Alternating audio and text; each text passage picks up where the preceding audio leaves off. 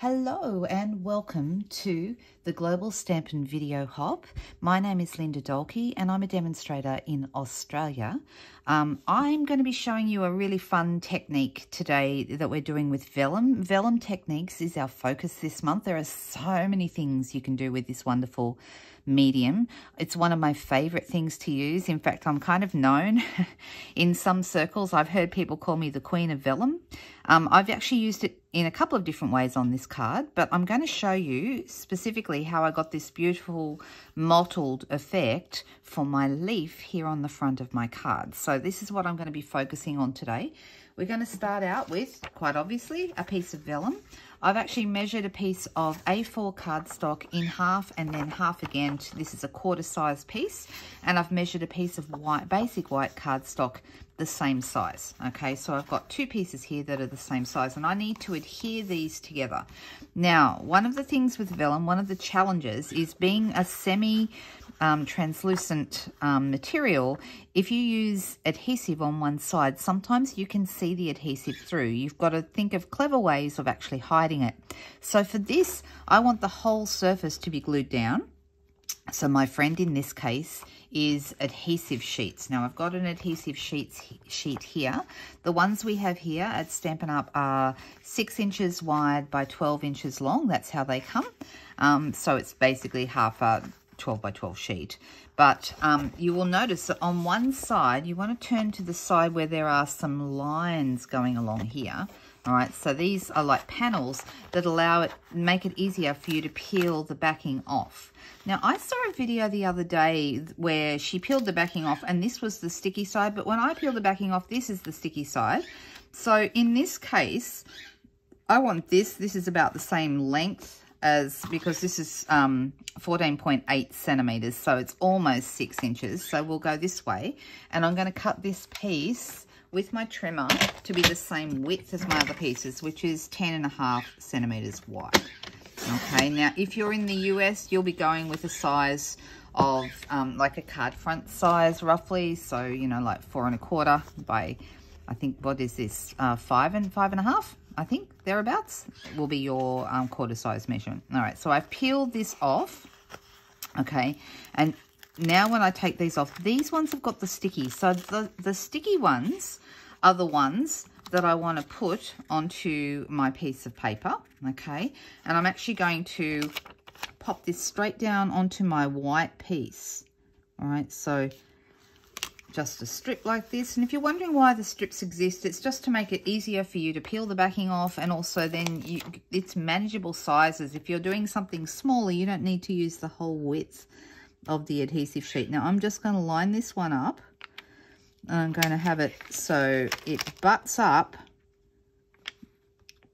to the other one. So we have kind of like a continuous piece of sticky here. All right, so you can see I'm just sticking these all down.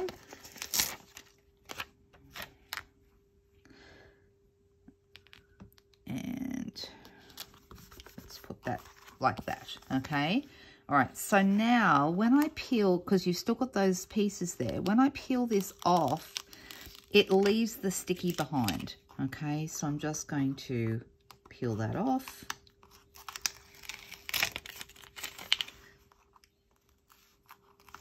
Peel that off. And so these pieces have no longer got any sticky on them, okay? So now I have sticky white, and I'm going to very carefully lay my vellum from one corner here. Just line it up so the corners touch, and I'm just going to push that down, and now I have my vellum adhered without any marks or anything else to my piece of white, okay? Now, why would I want to do that? Why not just use a white piece? Because the vellum surface is less porous than the cardstock surface, and I need that for this technique, okay? So this is what I'm doing. I'm starting with some alcohol markers. These are the blends markers. And I've got some yellow, orange, green, and I'm using actually the bronze. This is a good brown. I wanted something a little bit darker. So this is the bronze one, which is actually one of the darker skin color tones that we have.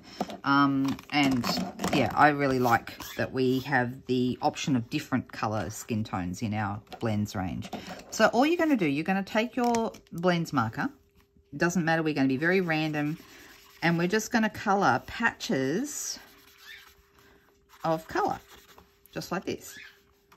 Now we can come in, add more later, but we're just going to randomly go. Now, this one is actually seen better days, but for this technique it doesn't matter because you're not trying to be precise.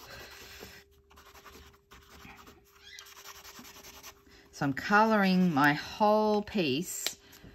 Let me see. This colour is dark old olive. You could also use, I might add some dark granny apple green if I want to brighten it up a bit more. This is a light yellow, dark lemon lolly. Lemon lolly is a lighter yellow, or you could use daffodil delight if you wanted to have it a bit darker. Now I'm using the thick ends. You can see this one is also seen better days, but it still works fine for this technique, okay? I wouldn't use it to colour with. All right, let's see. Now we still have to add in some of our darker brown. All right, so we're going for kind of an autumny feel today. And I'm just going to come in here with my darker colour and add some in those leftover white bits. And I'm just going to colour. No rhyme or reason. There's no particular design you need to worry about. Okay, if there's a little bit of white left, don't worry. That doesn't matter either. Okay, so that's looking great. All right, so what we need now is some isopropyl alcohol. Okay, now isopropyl is like rubbing alcohol, but you need to be careful that you get as close to 100% alcohol as you can get. Okay, so the isocol that we sell in chemists, and I think even our Coles grocery stores, Coles and Woolies have isocol, that is actually not a high enough percentage of the alcohol. Okay, you need it to be as close to 100% as you can get. So I actually went to a hardware store to get this one. All right, so my local Bunnings stocks this, and it has a convenient spray top, which is perfect because if I didn't have a spray top on the bottle, I would want to put it into a spray bottle because I need to be able to spray it onto my vellum sheet here. So what you're going to do is you're going to hold this back a little bit and we're just going to spray it. All right, and almost immediately you can see it start to work. Can you see how it's kind of pooling the colour in some places, it's bleeding together in others, and you can see I can move it around and the colour is moving a little bit. Okay, looking good already. Okay, but what I'm going to do now is I'm going to use my heat tool and I'm going to dry this off. Okay, so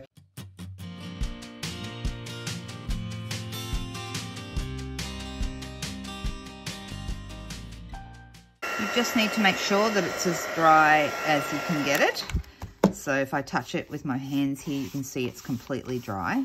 Okay, the colour has moved around and bled a little bit, but I can play with this some more. Okay, so there's a couple of things I recommend that you do if you love this dotty effect, which I do. I also like how it's bled in different places and we've got some nice pooling going on here, but we can add to that by adding, you come back in, add some more colour. I'm going to come in this time with the Granny Apple Green. And I'm going to add a bit more here. Add a bit more over the top.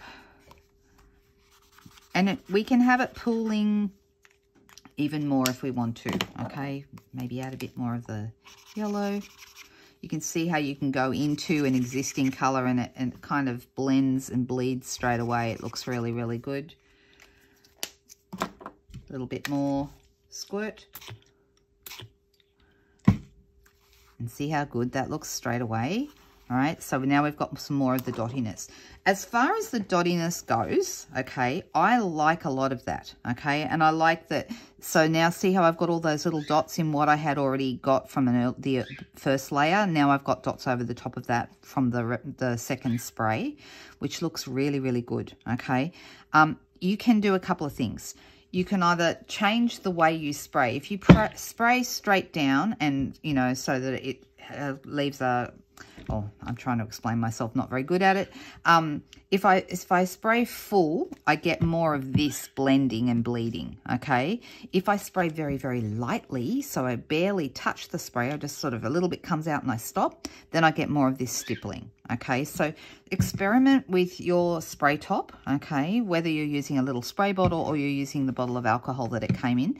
The other thing you can do is you can get a little bit of this on your fingers, okay, and you can flick it, with your fingers. That also is going to give you some nice stippling as well. So just make sure you wash your hands after. Although it dries off really fast, it evaporates super fast. I'm just going to dry this off now, this second layer.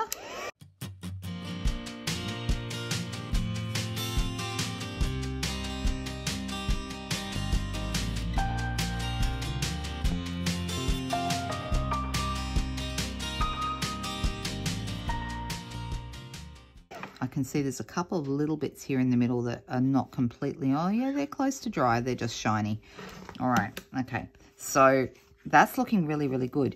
If you wanted some more dottiness through here, I don't need to add any more color because I've got plenty, but I'm going to add a few more dots. Can you see them coming?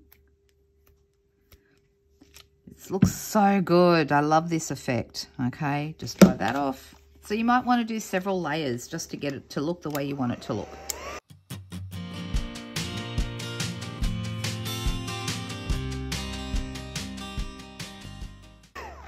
Don't worry about the paper bowing. We are going to be gluing down these pieces. So I'm really happy with how this is looking. I think it's beautiful. But now what I want to do is I want to grab my my dies. I'm using the Autumn Leaves dies. You can cut any shape from these, but because I've gone with autumn colors, it made sense to me to use the autumn leaf. Okay, now I only need one leaf for my card, but I could get probably three. I think 3 out of here, and I can move it so I find an area that I'm really happy with. I like it there because I've got the yellow, the orange, the green, and a bit of the brown. Okay, let's come over here. Oh, look how good this looks. Bit of yellow there, bit of green. The only problem with here is I'm missing some of that yellow. I probably, oh, there's a bit more if I move that back a little bit. That looks really nice. What do we think? Do we like this? Where do you guys think it looks good? All right, so let's run this through our cut and emboss machine, and I'm going to come back in just a moment with a completed leaf.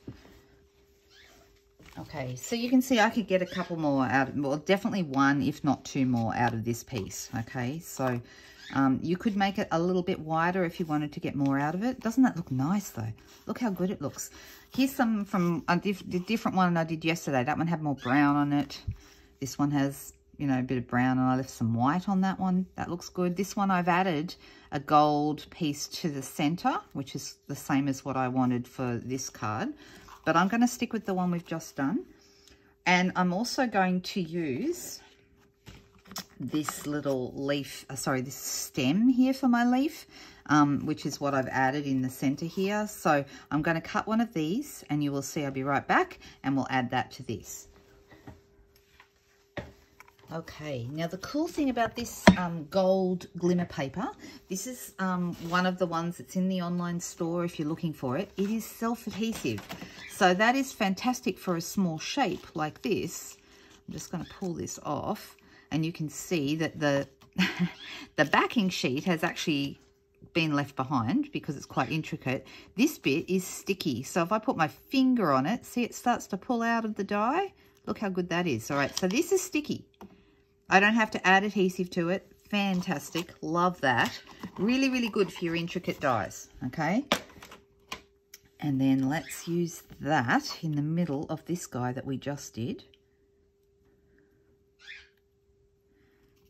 So every time you do this, it's going to be different. You'll get a different effect each time. I love this look. I just think it's really, really beautiful. And that is it with the leaf stem added in the gold glimmer. Doesn't that look lovely? All right, let's put our card together. I've got a piece of crumb cake here, and I've got some paper that I have cut already from the autumn, oh, what is it called? Autumn something. I need to write that on the screen so you can see it.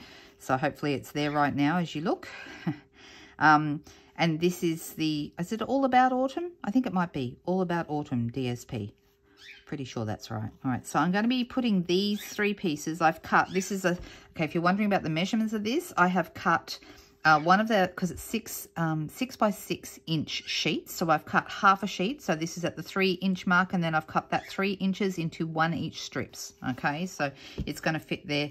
This is 13 centimeters long, so what is that in inches for anyone who's using inches? Let's have a quick look. Making a lot of noise and mess here. So it's 5 1/8 of an inch, okay, if you're wondering how long I've made them. So I'm going to apply these, stick them down with some Tombow glue. You can use whatever glue you like at this stage. You don't have to worry about, you know, you could use seal or tape or whatever you like. It's personal preference. All right, so let's pop this here on the front. The good thing about Tombow is you can kind of slide it into place because it's not going to dry immediately. Then I put the one on the right hand side the same distance away, and then this one's going to go in the middle. So that's a good way to do it, because that way you can slide it into the place you need. And if you start on the 2 outside pieces first, then you don't run out of room when you get to the end. It's a good tip. And we're all about tips here.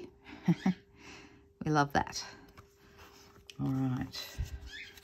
And let's pop this one in the middle.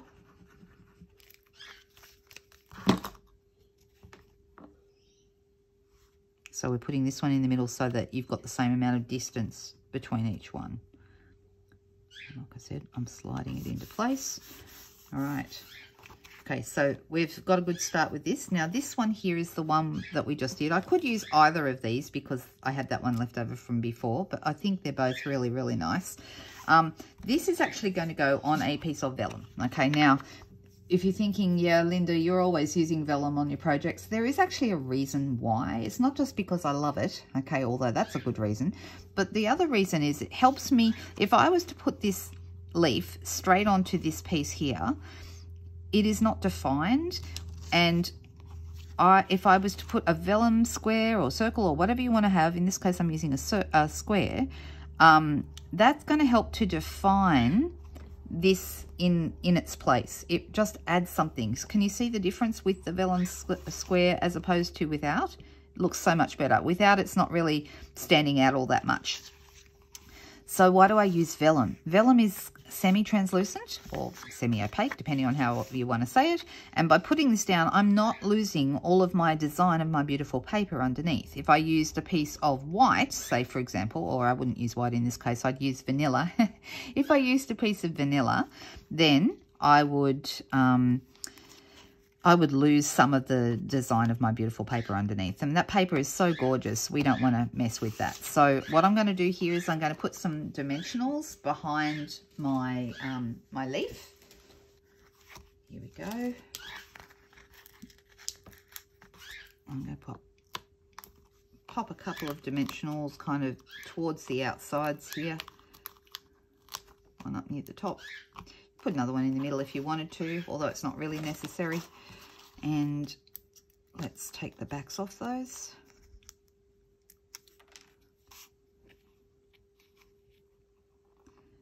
And just going to move it down a little bit so it's overhanging the edges a little bit. If you're wondering, this square came from the Stylish Shapes dies, which are my most used dies at the moment. I've been using these constantly ever since they came out. If you don't have any dies, you're wondering where to start, get these. These are fantastic. You get 5 squares, different sizes from small to, this is one of the, I think this is right in the middle because there's 5, and I think this is the 3rd largest, I believe. And then we also have 6 circles and we have 4 banners, and you can use those on so many different things. All right, so this is going to go here, and I am going to use a second layer of dimensionals to pop it. You could use, you could put it down flat if you wanted to, but I quite like the little bit of shadow created by having a bit of dimension on your card. I think it looks fabulous. So let's add that. Right, and then we're going to position this so it's in the center here of these 3 The nice thing about this particular paper sheet that I've used too is there are lines, like it's like a grid, so it helps you line things up nice and straight as well. All right, so that's ready to go. Now I do need to have something down here. You could stamp a greeting. There's a couple of nice banner dies in here that you could use, but I decided rather than stamping, so like there's this banner which you could have down the bottom here if you wanted to. So really, they're really nice dies. They're called autumn leaves dies. That's an original name for them, isn't it? Okay. But what I decided to use was the dies from a die set called Wanted to Say. These Wanted to Say dies do not have a stamp set that matches them. They just have their own, they're a set of words basically. And I'm using the one that says celebrate. But then there's also happy birthday. There's some, you know, little hearts and stars and bows and things. And then there's also, on this one, there's a feel better soon and a, oh, what's the other one? You are too kind. Okay. So, and then each set of words has like an outline. And what we're going to use is the celebrate with its outline. So I've got the celebrate that I'm going to cut out of the gold glimmer. And I did this purposely because I want this to be able to be pulled off the back. And you can see if you flick your finger over the edge of this, the backing will start to come off. Really, really easy to remove. We don't want to take it off yet because we want to put it through our cut and emboss machine first. All right, so that's going to be cut from that. And then my backing piece is going to be cut from a piece, I've just got a really tiny piece here of Early Espresso, which I think goes in really nicely with the bronze. So I'm going to cut these two and I shall be right back.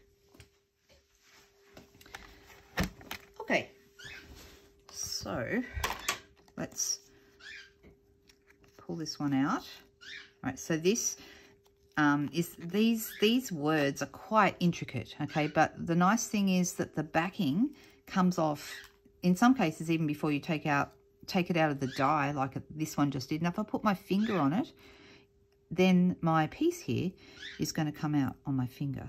So I'm just going to very gently remove it. All right, can you see that? The celebrate, I've got a little bit there in the center of my A I need to pop out. There we go, it's ready to go. Now, there's my outline.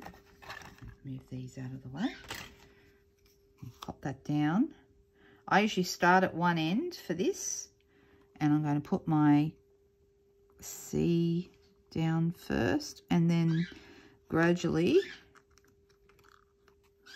work my way up, because you don't want to stretch it out because then it won't line up. You just want to kind of match it up to each letter. There we go, just like that. How good does that look? All right, isn't that fantastic? And that's going to go across the bottom here. All right, I'm going to add a couple of dimensionals behind here. 1 and 2, that should be enough.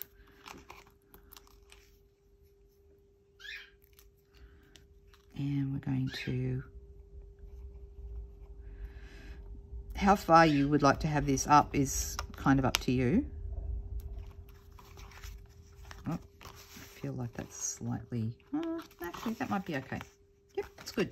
All right, to finish this off, I'm going to do a couple of things. First of all, I've got a sponge dauber here and some Early Espresso ink, and I'm just going to zip around the outside of this crumb cake piece because it's going to kind of make the edges look finished.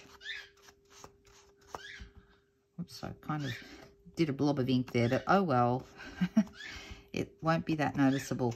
One thing you can do, if you ever do mess up the outside, or you know, you accidentally get a blob of ink somewhere, there's a couple of things we can do with that. We can put an embellishment over the top of it if it's noticeable, if it's bad. This one isn't particularly bad, but the other thing I would do, and I will do in this case, is add more blobs so it looks like it's intentional. You don't want just one because then it looks like an accident, but if you do several, so if I'm going to actually blob that more because and this way I'm doing more in the corners so it looks like it's meant to be extra.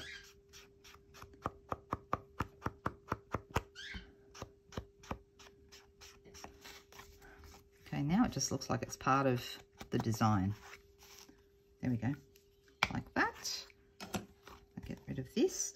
Now I'm going to put the whole thing onto a piece of very vanilla card base. And for this, I'm using very vanilla thick cardstock. I prefer the thick cardstocks for my card bases. I feel it makes them a little bit more sturdy, less fragile, or less flimsy, shall we say.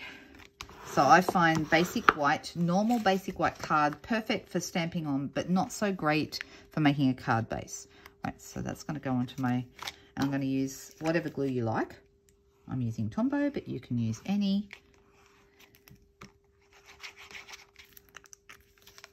I'm going to pop that on top of our very vanilla card base. The very vanilla card base is your standard size, so whatever standard size paper you're using where you are, you cut it in half and then fold it in half again to make your very vanilla, sorry, your card base. What am I saying? All right, to finish this off, it does need a little bit of bling, so I'm going to use some of these gorgeous blooming pearls from our latest mini catalogue, and I'm going to push this here, and let's add a couple more of these. Maybe up there. There we go. And I'm calling that a finished card. What do you think? All right, so you can see I had lots of other samples and I might use them on something else. Aren't they pretty? So nice. I hope you like that today. This is a really fun technique. So it's vellum alcohol blending. I don't know what other people call it, but that's what I call it, vellum alcohol blending. And you can get so many beautiful effects. Every time you do it, it will be a different look, but every single time it does turn out really, really beautiful. So I hope you enjoyed that. If you have any questions or anything relating to this technique, please don't hesitate to ask either in the comments below or you can contact me directly. The other thing you can do, of course, is continue on with the hop. We have some fantastic video hop people in this group, so talented, some lovely people that I'm so honoured to work with. And you can click the next blog hop address below and watch the next one to learn other wonderful things you can do with vellum, which is the most wonderful, wonderful thing. Have a great day, guys. See you soon. Bye-bye.